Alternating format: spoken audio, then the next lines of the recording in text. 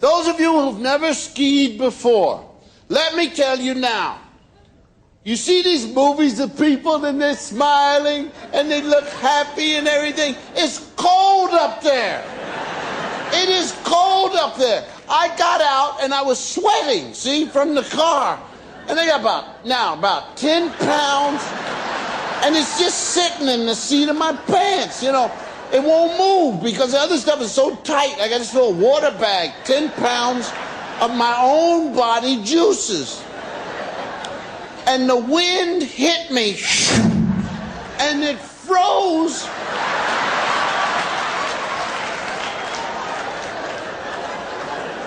The water bag and my face.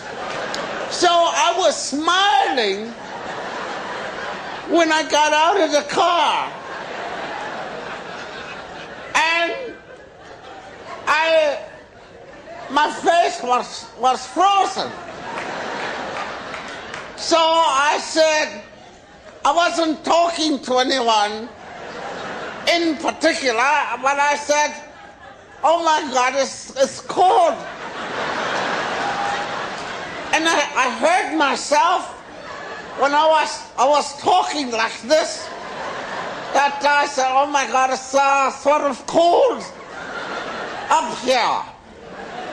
And the more I heard myself, the more I realized that I was sounding German.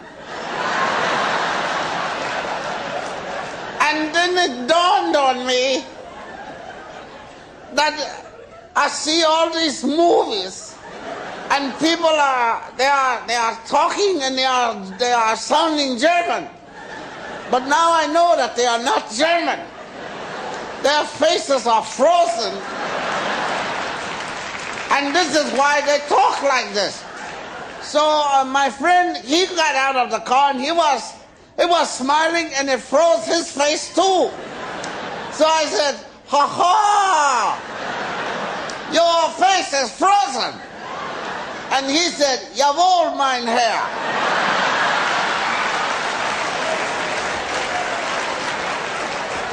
So we take the skis and we are walking in these boots and the frozen sweat in the seat of the pants. And I'm walking a mile with my friend and the face is frozen. And then we get to the place and there's a line of people, about 7,000. So we get behind them and we are moving 1 foot every 3 days. I'm standing in line and my feet, I don't know what color they are now, but I'm afraid they're going to be cut off. And it's just pitiful. My thighs are cramping because they stay bent so long. And there's about 40 pounds of ice in the seat of my pants. And my face is frozen. And now my nose starts to run. I'm a 40-year-old man. My nose is running. I have cramps in my legs. And I turned to my friend, I said, you know, I'm having the most fun. I don't see how I could enjoy myself just being at home, eating potato chips, watching TV. This is far more fun than I've ever had in my life. And I want to thank you for taking me here. And I had the skis on my shoulder, and on purpose I turned around quickly and hit him right in the face. And it was so cold he didn't bleed or nothing. He just... And I look and his nose was running too. And so now we are moving and I'm having so much fun. I don't know what to do.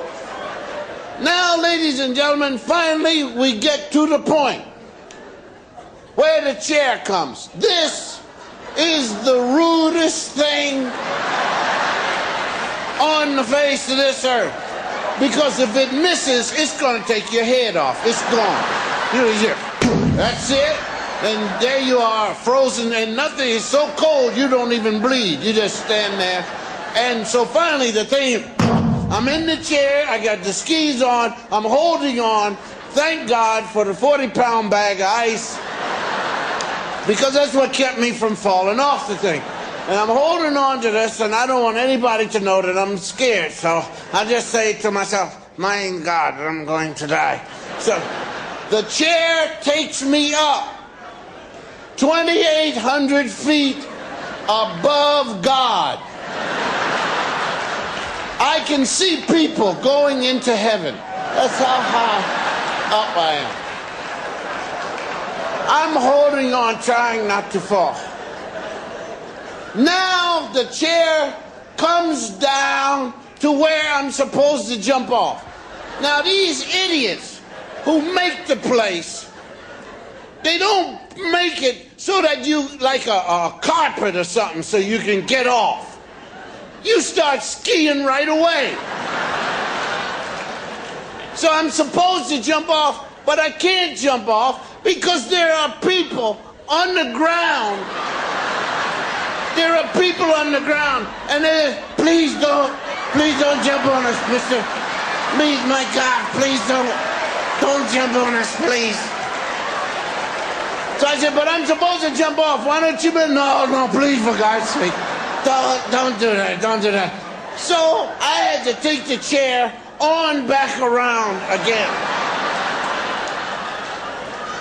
Now the next time I come back, there's not as many people there. There's a little opening. So I jump off and I start skiing right away. And I'm moving, you know. And so I did a little jerking and thing, like, you know. And I remembered from the film I had seen, you know, point your toes in, you won't go as fast. So then I took my poles and I put them underneath, you know. So I'm just going, I don't know how fast I was going, but it wasn't anything like what my friend had described yet. So I figured maybe a little faster, and then I will meet God and all of that, you know. But right now it's just sort of going and trying. But this right foot started to go that way. I said to the left one, follow him. Stay, don't let him get away from you, home. And I'm doing pretty good. I'm picking up speed now, and I'm not afraid. Now, those of you who've never skied before, listen to me carefully. Keep your feet in this position. Don't worry about going too fast. Be your own judge of how fast you want to go. If you start to go too fast, don't panic. Take your poles and stick them forward.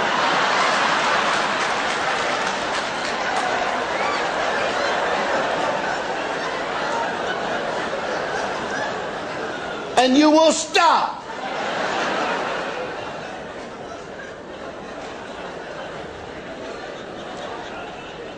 So I'm going, you know, and now I'm up to maybe 15 miles an hour, you know. I'm cooking, man.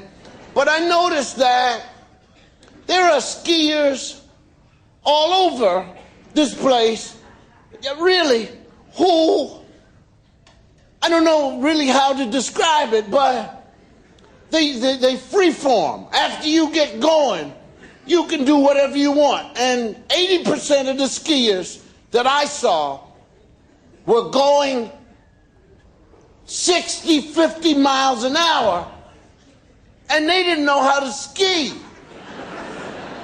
Yeah, the fastest skiers don't know how to ski, but they freeform, and they're not on their skis. No, they're on the ground. There was one guy who went backwards, downhill, and then at the bottom of the hill went around like he meant to do it.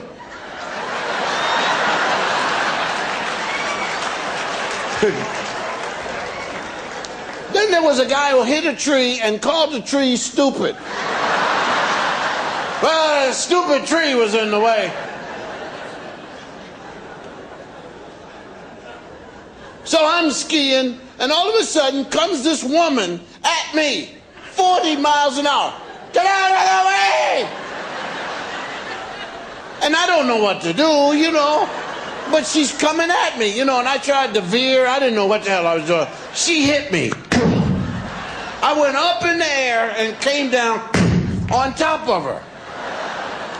Nice looking lady. But her nose was running.